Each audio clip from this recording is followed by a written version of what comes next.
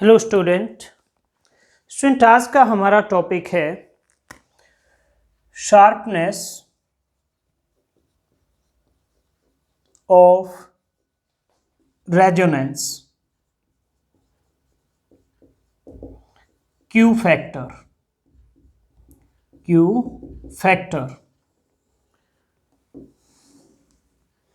Student आपने series LCR circuit के लिए करंट वर्सेस फ्रीक्वेंसी प्लॉट किया था और जितनी रेजिस्टेंस की वैल्यू कम थी ये जो प्लॉट था उतना शार्प था।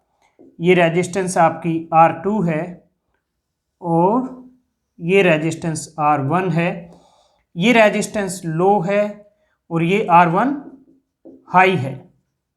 तो आपका जो कर्व है करंट वर्सेस ओमेगा, ये फ्रीक्वेंसी जिस पे पीक वैल्यू आती है वो ओमेगा नोट होती है।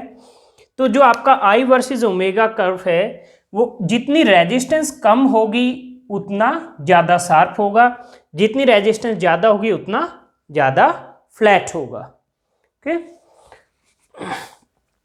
सो resonance curve is sharp for small r and flat for large r। r की वैल्यू जितनी ज़्यादा होगी कर्व उतना ही फ्लैट होगा। तो ये जो शार्पनेस है रेजोनेंस की, the sharpness of resonance, the sharpness of resonance is measured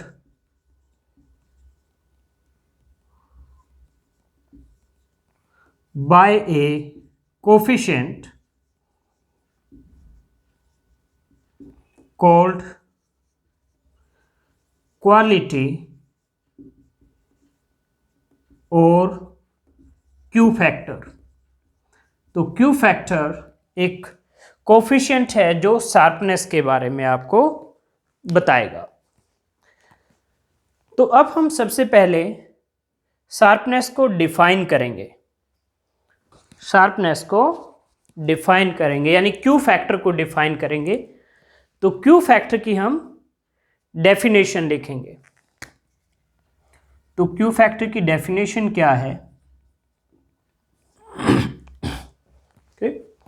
तो Q फैक्टर की डेफिनेशन के लिए हम क्या करेंगे,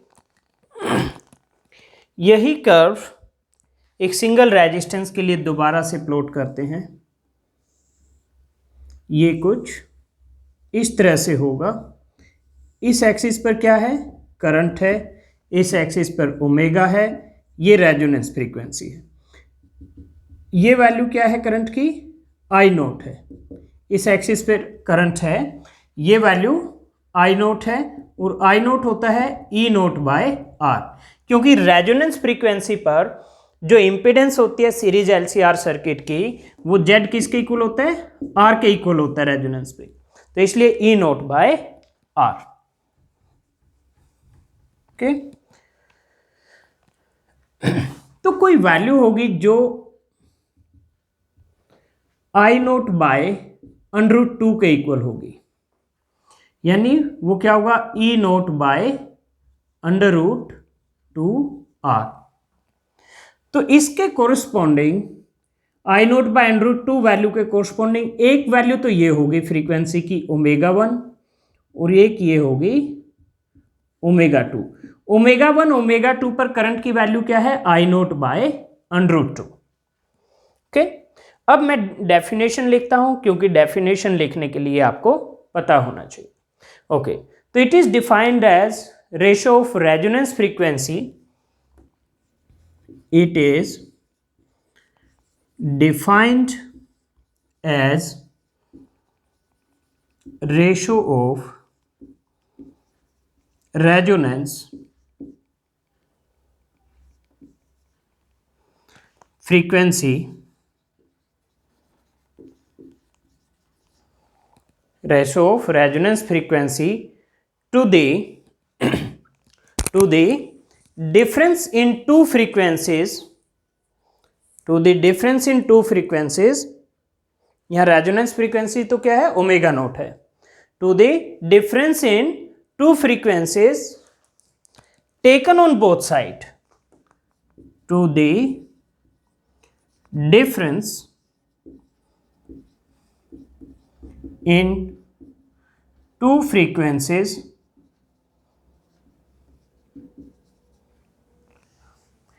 taken on both sides of resonance frequency such that इनके दोनों साइड पे एक ओमेगा 1 है, एक ओमेगा 2 है, taken on both sides of resonance frequency such that both sides of resonance frequency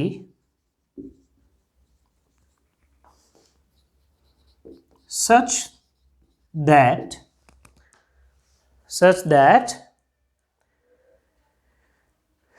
at each frequency the current amplitude becomes such that at each frequency the current amplitude becomes कितना 1/√2.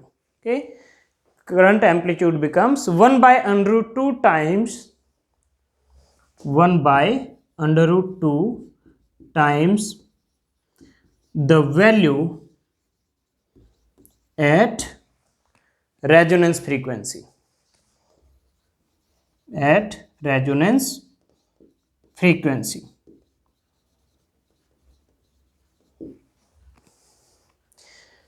amplitude becomes 1/√2 times the value at resonance frequency. Resonance frequency omega naught है, इस पे value क्या थी, आई note. तो बाकी जो दो फ्रीक्वेंसीज होंगी जो हमने बात की है डेफिनेशन, उन पे क्या होगी 1/√2 यानी आई नोट बाय √2. तो इस डेफिनेशन के अकॉर्डिंग अगर मैं ये विड्थ डेल्टा ओमेगा ले लेता हूं और इधर भी क्या होगी, ये डेल्टा ओमेगा होगी. ओके, तो ओमेगा 2 माइनस ओमेगा 1 क्या होगा, delta omega. Omega 2 minus omega 1 be बी 2 delta omega, sorry not delta omega but 2 delta omega, और इसको कहते हैं बैंड विड्थ. ओके, तो इसके अकॉर्डिंग क्यू फैक्टर की डेफिनेशन क्या आ जाएगी, it is ratio of resonance frequency to the difference in two frequencies, यानी ओमेगा 2 माइनस ओमेगा 1, और you can write it omega naught by 2 delta omega. Okay, तो ये है डेफिनेशन रेजोनेंस फ्रीक्वेंसी की. अब हमें क्यू फैक्टर की वैल्यूज कैलकुलेट करनी है एल, सी और आर की टर्म्स में. Okay, all right. रेजोनेंस जो पीक वैल्यू है वहां पर रेजिस्टेंस क्या है, आर है, जो टोटल रेजिस्टेंस है सीरीज एलसीआर सर्किट की. लेकिन ओमेगा 1 ओमेगा 2 पर जो इफेक्टिव वैल्यू है जेड की वो क्या है, √2r है. ओमेगा नोट पर जेड की वैल्यू, इंपिडेंस की वैल्यू आर है, ओमेगा 1 ओमेगा 2 के लिए √2r है. ओके, तो at omega naught impedance is R,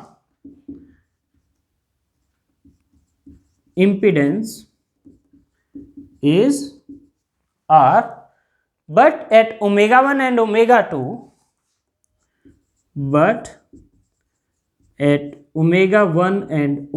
2, is √2r.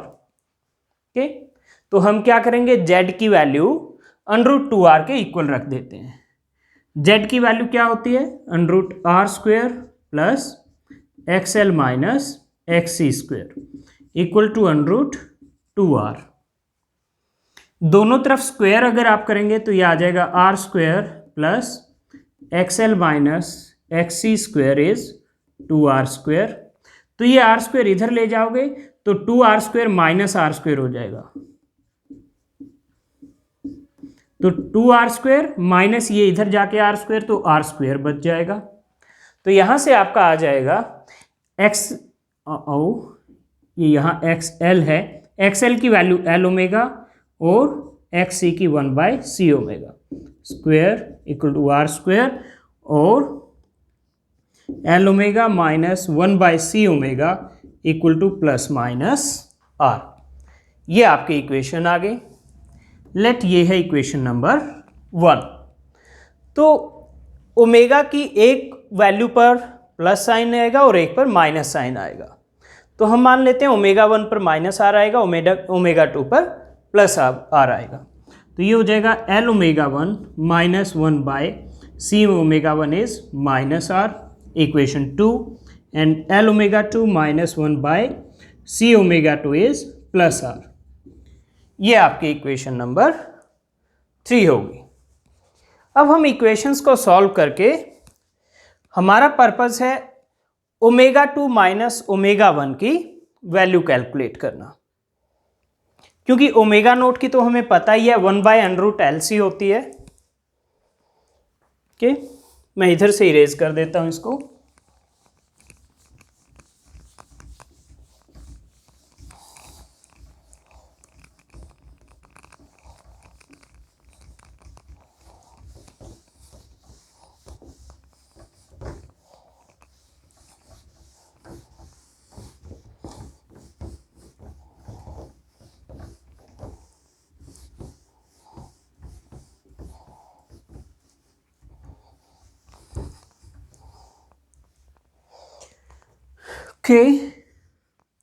हमारी ये डेफिनेशन है क्यू फैक्टर की। ओमेगा नोट हमें पता है 1/√LC होता है, तो हमें ओमेगा 2 माइनस ओमेगा 1 की वैल्यू निकालनी है सॉल्व करके। हम पहले 2 और 3 को ऐड करते हैं, 2 + 3, तो ये हो जाएगा आपका L into omega 1 plus omega 2, L omega 1 plus L omega 2, और इनमें 1/c कॉमन आ जाएगा, one by omega 1 plus one by omega 2 is equal to minus R plus R 0। Okay, तो यहां से आ गया L into omega 1 plus omega 2 equal to 1/c into one by omega 1 plus one by omega 2। तो L into omega 1 plus omega 2 equal to 1/c। इसमें LCM आ गया omega 1 omega 2, तो ये ओमेगा 1 कैंसिल तो ओमेगा 2 और ओमेगा 2 कैंसिल तो ये omega 1। Omega 1 plus omega 2 cancel out हो गए, तो ये क्या बच गया? Omega 1 omega 2 equal to 1/LC। Let ये है इक्वेशन नंबर 4। तो ओमेगा 1 ओमेगा 2 की वैल्यू आ गई। अब हम क्या करेंगे, इक्वेशन 3 में से इक्वेशन 2 माइनस करेंगे, इसमें से ये माइनस, तो ये L कॉमन आएगा, ओमेगा 2 माइनस ओमेगा 1 आएगा, omega 2 minus omega 1 into L, and minus 1/c अगर मैं कॉमन ले लूं तो ये 1/ओमेगा 2, ये minus one by omega 1, and this is equal to r minus minus r, तो r प्लस r हो जाएगा 2r। ओके, तो ये हो गया omega 2 minus omega 1 into L minus 1/c। यहाँ एलसीएम आ गया ओमेगा 1 ओमेगा 2, तो ये आ जाएगा omega 1 minus omega 2 equal to 2r। Okay, तो ये आ गया आपका omega 2 minus omega 1 into L यहाँ मैं इसको ω1 माइनस ω2 को कर देता हूँ ω2 माइनस ω1, तो एक माइनस साइन आएगा, वो माइनस माइनस प्लस हो जाएंगे, तो 1/c ω2 माइनस ω1 बाय ये ω1 ω2 की मैं वैल्यू रख देता हूँ 1/LC इक्वल टू 2R। तो ये C इस C से कैंसल आउट हो जाएगा और ये L क्या होगा, ऊपर चला जाएगा, तो ये हो जाएगा ω2 minus ω1 into L plus ω2 minus ω1 into L equal to 2R। तो 2 ω2 minus ω1 into L equal to 2R, 2 से 2 कैंसल, तो ω2 माइनस ω1 इज R/L। ये वैल्यू आ गई आपकी ω2 माइनस ω1 की। तो जो Q फैक्टर है आपका विच इज ω0 बाय ω2 माइनस ω1, तो ये क्या हो जाएगा ω0 और ω2 माइनस ω1 की वैल्यू क्या है R/L, वो L ऊपर चला जाएगा। तो ये आ गया आपका expression for Q factor. All right, अब हम यहां से इरेज कर देते हैं।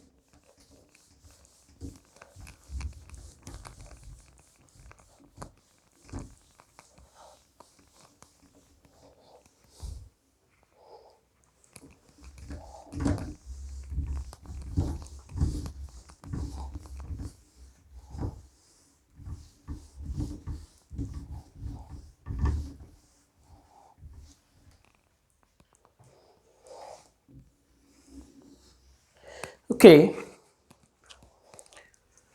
तो Q फैक्टर है आपका ω0 L/R।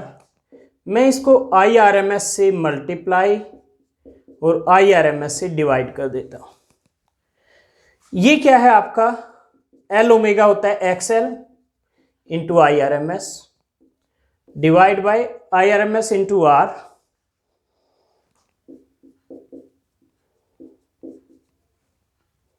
ये क्या है potential difference across L, potential difference across L।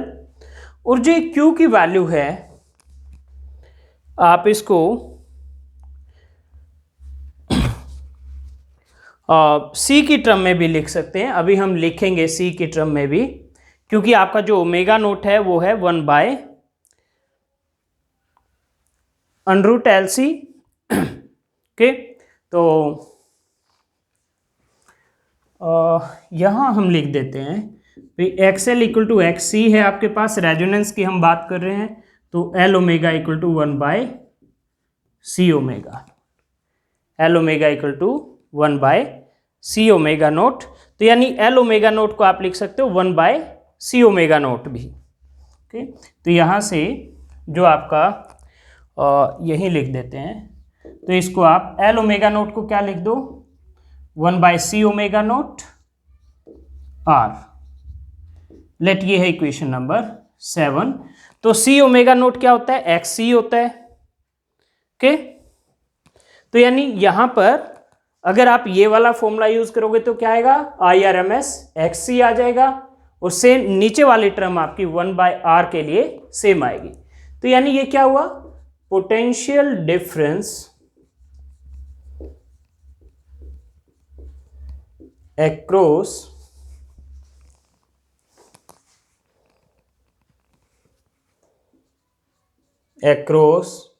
L और C डिवाइड बाय ये क्या है पोटेंशियल डिफरेंस अक्रॉस R, जो कि आपका अप्लाइड वोल्टेज कहेंगे, जिसको अप्लाइड वोल्टेज, क्योंकि रेजोनेंस में इफेक्टिव जो इंपीडेंस है Z इक्वल टू R होता है, तो ये IR क्या होगा, ये अप्लाइड वोल्टेज के इक्वल होगा। ओके,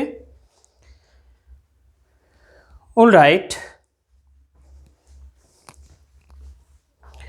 तो ये 1/C ओमेगा है आपका XC, तो यानी ये XC/R है, तो IRMS से मल्टीप्लाई कर दे तो क्या होता IRMS XC हो जाता, तो इसलिए पोटेंशियल डिफरेंस अक्रॉस C आ जाता। फिर तो दोनों ही वैल्यूज आप ले सकते हो यहाँ, IRMS XL आ जाएगा, ये फॉर्मूला यूज करोगे, और IRMS XC आ जाएगा अगर ये इक्वेशन 7 वाला फॉर्मूला यूज करोगे। तो इसलिए मैंने यहां पर लिखा है L और C दोनों ही आ सकते हैं। ओके, तो ये Q फैक्टर की वैल्यू आ गई इक्वेशन 7 से। और क्या कर सकते हैं हम, आपके पास है omega naught L by R. Omega naught की मैं वैल्यू रख देता हूं 1/√LC into L by are, तो ये हो जाएगा 1/R√L/C। तो ये भी एक एक्सप्रेशन है Q फैक्टर के लिए। तो स्टूडेंट ये था derivation for Q factor.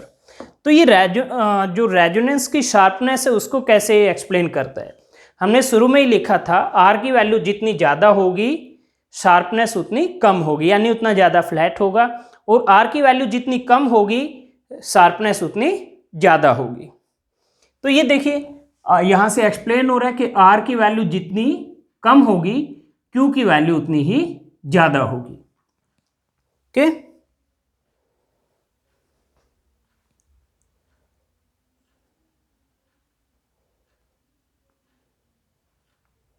Okay, और जो आपका ये ग्राफ था इस तरह से, तो इसमें जो ये आपका ये दो वैल्यूज थी ω1 ω2, तो ये क्या था आपका, ये था आपका 2 डेल्टा ओमेगा, ये जो विड्थ थी ये वाली। तो ये विड्थ जितनी कम होगी, ये विड्थ जितनी कम होगी उतना ज़्यादा शार्प होगा हमारा ये कर्व। ओके, तो यहाँ से आ रहा है कि आपका पास Q में क्या था, ω0/2 डेल्टा ओमेगा, ये डेफिनेशन थी। ओके, तो R की वैल्यू कम होगी तो Q की वैल्यू ज़्यादा होगी इस इक्वेशन से, R कम होगा तो Q ज़्यादा होगा, और अगर Q ज़्यादा होगा तो 2 डेल्टा ओमेगा कम होगा। 2 डेल्टा ओमेगा कम होने का क्या मतलब हुआ, ज़्यादा शार्प कर्व। ओके, तो ये इस तरह से Q फैक्टर शार्पनेस को एक्सप्लेन करता है। मैं एक बार फिर से रिपीट करता हूँ, R की वैल्यू कम होगी तो Q ज़्यादा होगा क्योंकि Q इन्वर्सली प्रोपोर्शनल है R के, और Q ज़्यादा होगा तो 2 डेल्टा ओमेगा कम होगा।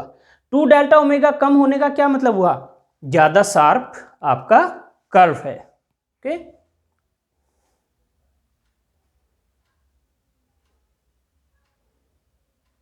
ओके, सो इस इक्वेशन से, ये सिर्फ आपको समझाने के लिए लिख रहा हूं, ये इक्वेशन आप पहले ही लिख चुके हो, ये आपको नहीं बनाना दोबारा से। ओके, तो इसको मैं इरेज कर देता हूं यहां से।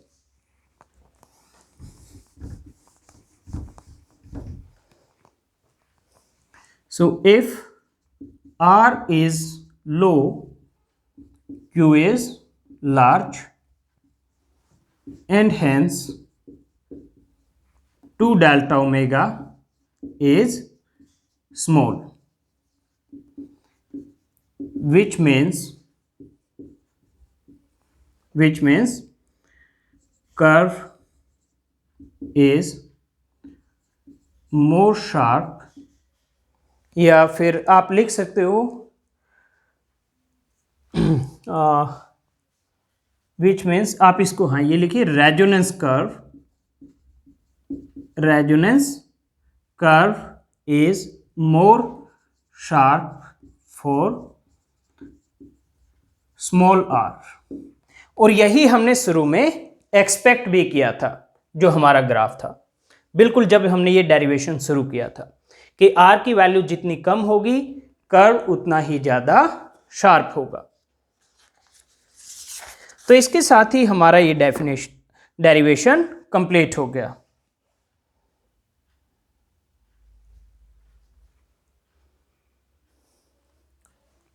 ओके स्टूडेंट, तो अब हम नेक्स्ट टॉपिक शुरू करते हैं।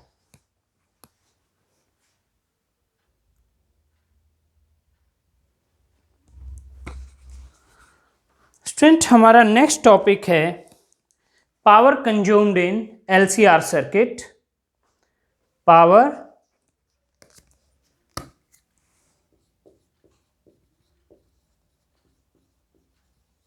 consumed in LCR circuit.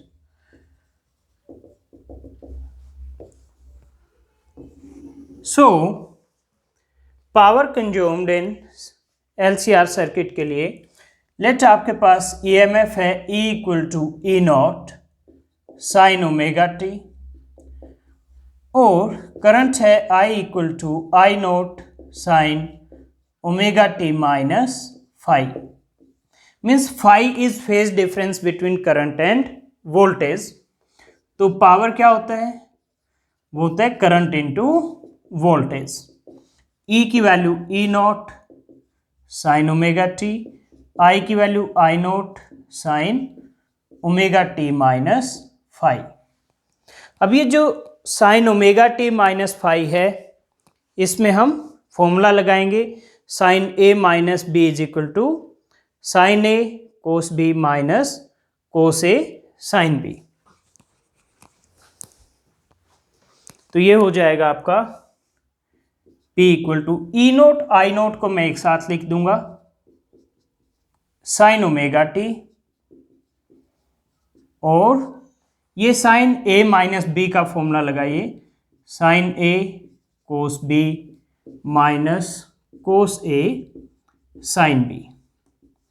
अब ये साइन ओमेगा टी को अंदर मल्टीप्लाई कर दीजिए तो ये हो जाएगा E note I nought sine into sine sine square omega t cos phi minus E note I nought sine omega t cos omega t sine phi. Okay, अब मैं क्या करूंगा, इसको 2 से मल्टीप्लाई और 2 से डिवाइड कर दूंगा। यहां 2 से मल्टीप्लाई 2 से डिवाइड, तो ये हो जाएगा E nought I not sine square omega t cos phi minus E nought I nought well 2 sine A cos A क्या होता है साइन 2 ए, यानी 2 साइन थीटा कोस थीटा क्या होता है साइन 2 थीटा। तो ये हो जाएगा साइन 2 ओमेगा टी। ये जो 2 था मैंने यहां लिख दिया इसके नीचे और फिर ये साइन फाई। लेट ये है आपकी इक्वेशन नंबर 3। तो ये है पावर की इक्वेशन। अगर आपको ओवर ए कंप्लीट साइकिल निकालना है पावर कंजम्पशन, तो average power consumption over A complete cycle is P average. तो ये क्या होगा, हम इस P का एवरेज वैल्यू निकालेंगे। तो फर्स्ट टर्म में ई नोट आई नोट और कोस फाई ये क्या है कांस्टेंट, क्योंकि फेज डिफरेंस कांस्टेंट होता है। सिर्फ वेरिएबल क्या है साइन स्क्वायर ओमेगा टी। तो average of sine square omega t minus E note I note by 2 sine phi भी क्या होता है कांस्टेंट, और एवरेज किसका आएगा सिर्फ साइन 2 ओमेगा टी का, average of sine 2 omega t. Okay, अब average of sine square theta आपने पढ़ा है ओवर ए कंप्लीट साइकिल, वो 1/2 होता है, और average of sine theta over A complete cycle 0 होता है। यहाँ थीटा क्या है 2 ओमेगा टी है। तो ये वैल्यूज रखते हैं हम। तो पी एवरेज आ गया आपका E note I nought cos phi into average of sine square omega t 1/2 minus sine 2 omega t का एवरेज 0 है, तो ये सेकंड पूरी टर्म क्या होगी 0 हो जाएगी। तो ये आपका आ गया E note I note by 2 cos phi, E note I note by 2 cos phi. Okay, तो equal to E note I note by 2 cos phi. मैं इसको लिख देता हूं E nought by √2 I note by √2। तो √2 इंटू √2 2 हो जाएगा cos phi. तो P average equal to E nought by √2 क्या होता है E R M S, I note by √2 होता है I R M S cos phi. ये आपकी इक्वेशन नंबर 4 हो जाएगी। तो ये है equation for power consumed. Okay, अब अगर आपके पास प्योरली रेजिस्टिव सर्किट है, जैसे आपने पढ़ा था AC circuit containing resistance only, AC circuit containing inductance only, AC circuit containing capacitance only, तो रेजिस्टर के केस में आपका जो फाई था वो जीरो था, फेज डिफरेंस। क्यों? क्योंकि करंट और वोल्टेज सेम फेज में थे। लेकिन इंडक्टर और कैपेसिटर में पाई बाय 2 का फेज डिफरेंस था, एक में माइनस पाई बाय 2 था और एक में प्लस पाई बाय 2। तो यानी इंडक्टर और कैपेसिटर में फाई पाई बाय 2 है और रेजिस्टर के केस में 0 है। तो इन ए प्योरली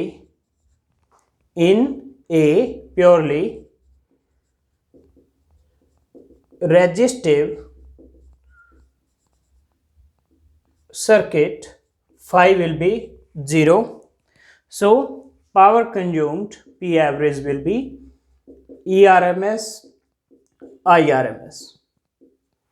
लेकिन in a purely inductive or capacitive circuit, in a purely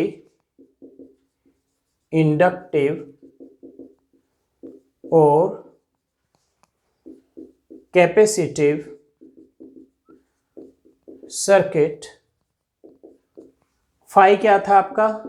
pi by 2 था दोनों में, इंडक्टर में भी और कैपेसिटर में भी। तो इसलिए कोस फाई क्या हो जाएगा? 0, क्योंकि कोस पाई बाय 2 0 होता है। तो इसमें कोस फाई 0 रखोगे तो पावर कंज्यूम्ड भी क्या आ जाएगा? 0। It means there is no power loss in purely inductive or capacitive circuit. So there is no power loss in purely inductive or capacitive circuit. Okay, तो ये था टॉपिक आपका पावर कंज्यूम्ड, और इसके साथ ही हम डिफाइन करेंगे अब पावर फैक्टर।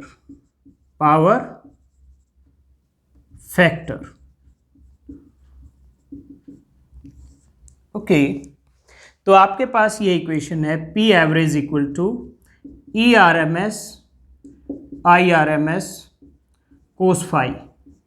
तो यहाँ से कोस फाई आ जाता है P average by E R M S I R M S, और इस कोस फाई को कहते हैं power factor. Cos phi is called power factor. तो ये है आपका power factor. Series LCR circuit में स्टूडेंट आपने ये डायग्राम पढ़ा था कि ये R है, ये आपका XL माइनस XC है। मैं इसको थोड़ा सा इधर बना देता हूँ डायग्राम को।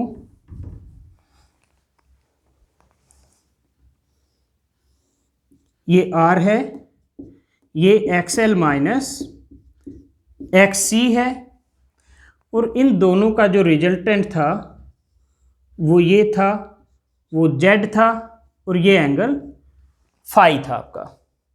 तो अगर मैं इससे निकालूं तो कोस फाई क्या आएगा? In triangle OMN cos phi क्या आएगा? Base by hypotenuse R bye Z। तो ये भी आपकी एक डेफिनेशन है पावर फैक्टर की, cos phi equal to R bye Z।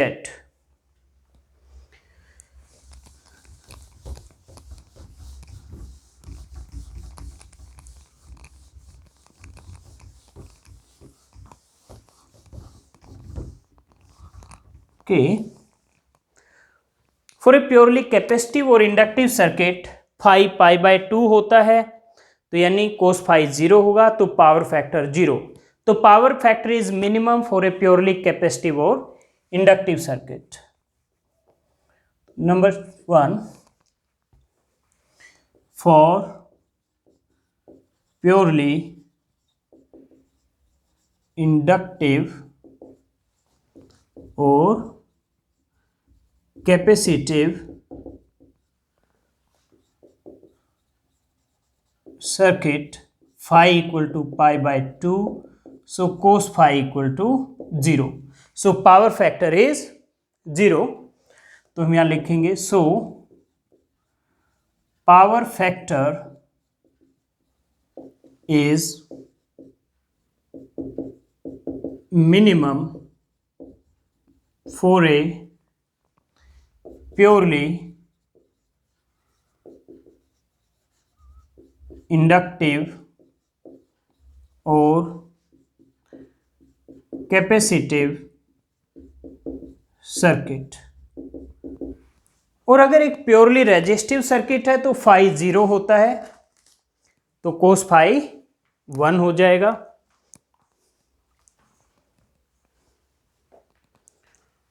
तो number 2, for a purely resistive circuit phi equal to 0, तो cos phi will be 1, तो यानी मैक्सिमम होगा। ओके, और cos phi 1 का मतलब z इक्वल टू r, और z इक्वल टू r कब होता है?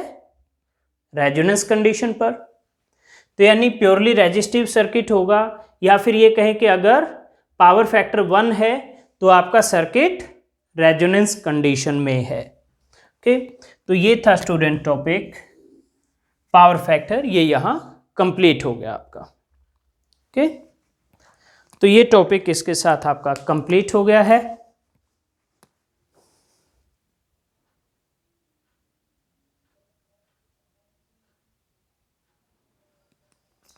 स्टूडेंट हमारा नेक्स्ट टॉपिक है wattless current.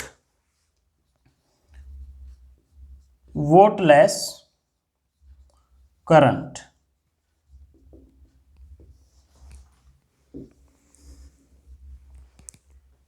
Current in AC circuit,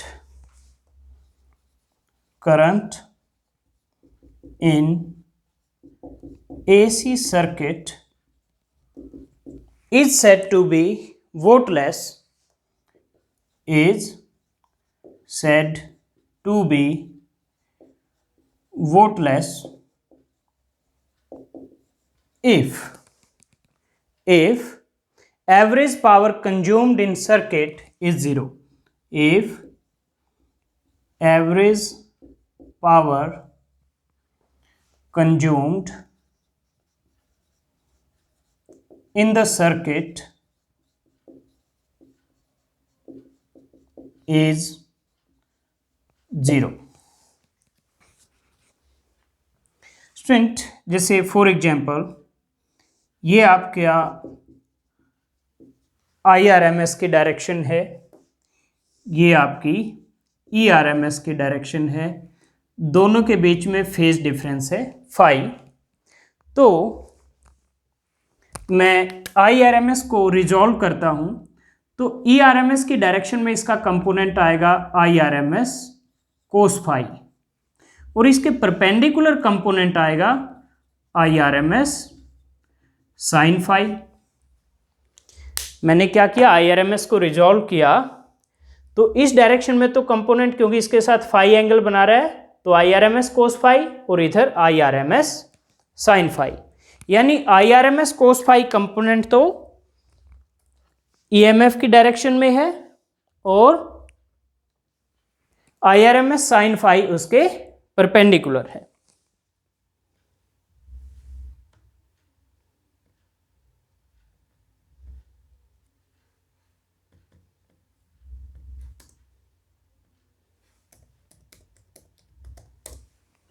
okay, तो अब हम दोनों कंपोनेंट की वजह से one by one find out करेंगे कि पावर कंजम्पशन क्या होगा। Okay,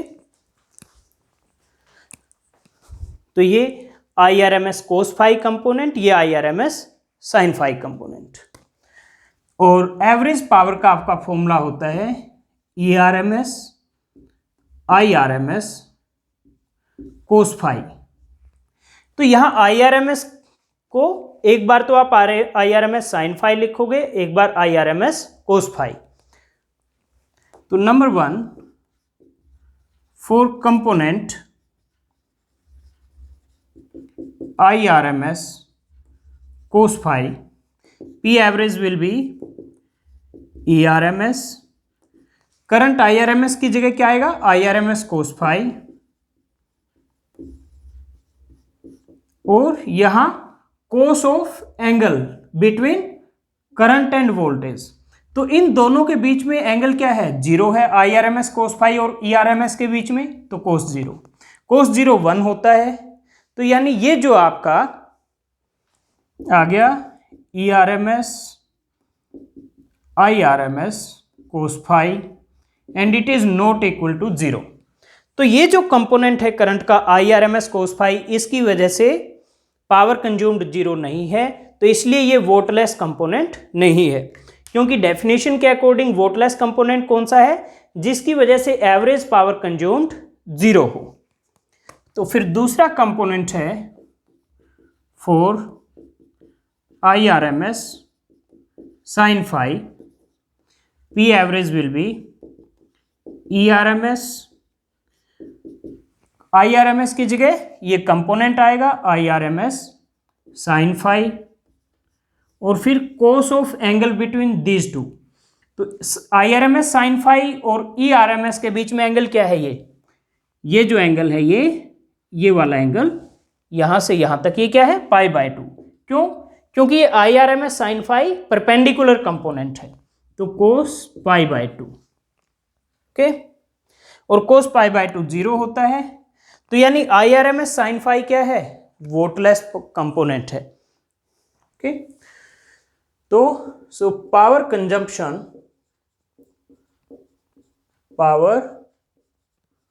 consumption due to IRMS sin phi is 0. So IRMS sin phi is called voteless current. So IRMS sin phi is called voteless current. तो ये था student आपका topic वोटलेस current, और ये टॉपिक आपका कंप्लीट हो गया।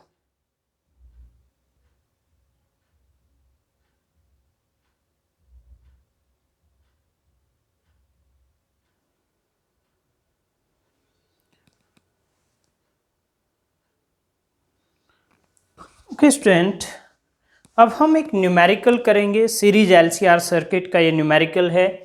इसमें आपको इम्पीडेंस निकालना है, peak value, power factor, power consumed and power factor at resonance. Statement है a series LCR circuit is made by taking R equal to 100 ohm, L equal to 2/π henry, C equal to 100/π microfarad connected to an AC source of 220 volt 50 Hz. Calculate number 1 impedance of circuit, number 2 peak value of current, number 3 power factor and power consumed, and number 4 power factor at resonance. आपको दिया है R equal to 100 ohm, L equal to 2/π henry, C equal to 100/π microfarad, ERMS 220 volt and frequency mu 50 hertz. Impedance of circuit series LCR का होता है √R² plus XL minus XC²।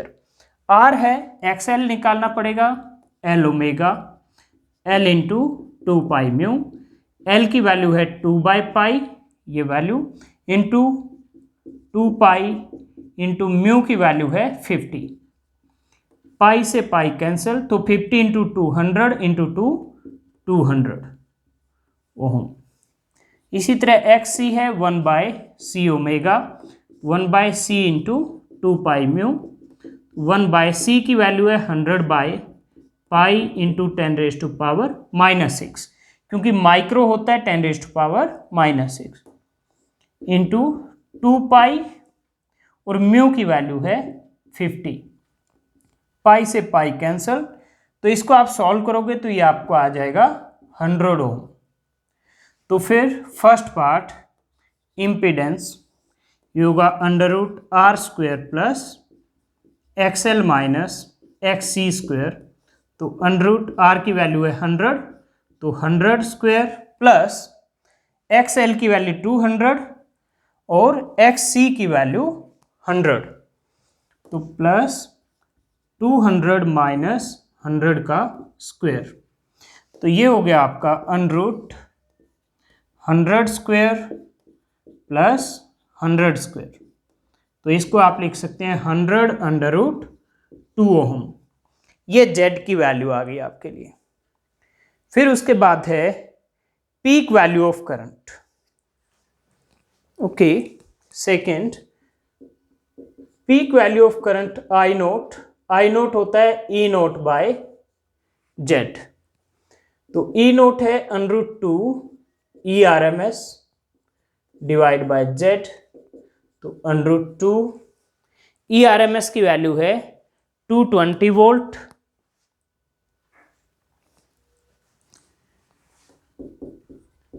और Z की value है 100 √2। तो √2 से √2 कैंसिल, तो 220/100 आ गया आपका 2.2 एम्पियर। ओके, थर्ड पार्ट कहता है power factor and power consumed. Power factor होता है cos phi equal to R/Z। R की वैल्यू 100 है और Z की वैल्यू आपने कैलकुलेट की है 100 √2। तो 100 से 100 कैंसिल, ये आ गया 1/√2 पावर फैक्टर। पावर कंज्यूम्ड आपको निकालना है, तो पावर कंज्यूम्ड होता है ERMS IRMS कोस फाई। तो ERMS की वैल्यू तो आपको पता है 220 वोल्ट है, लेकिन IRMS आपको निकालना पड़ेगा। तो IRMS क्या होगा? ये होगा ERMS/Z। ERMS की वैल्यू है 220 और Z की वैल्यू है 100√2। तो ये वैल्यूज अब हम रख देते हैं। तो ERMS है 220, IRMS है 220/100√2 और कोस फाई की वैल्यू है 1/√2। तो ये आपका √2 इंटू √2 आ जाएगा 2। तो 220 इंटू 220/100 इंटू 2। ओके, अब इसको आप सॉल्व कर लीजिए। 220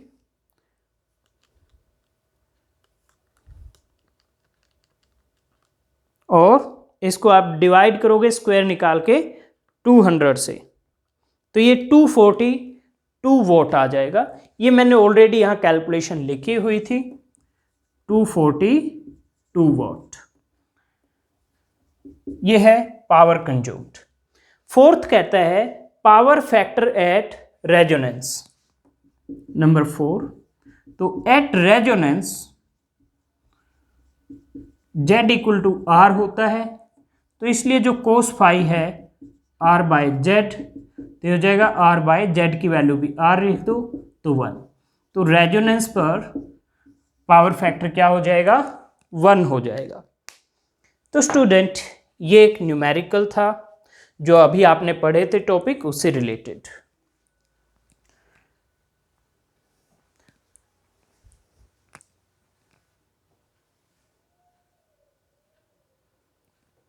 इसके साथ ही हम आज की ये क्लास यहीं पर एंड करते हैं। नेक्स्ट क्लास में आपसे मिलते हैं नेक्स्ट टॉपिक के साथ।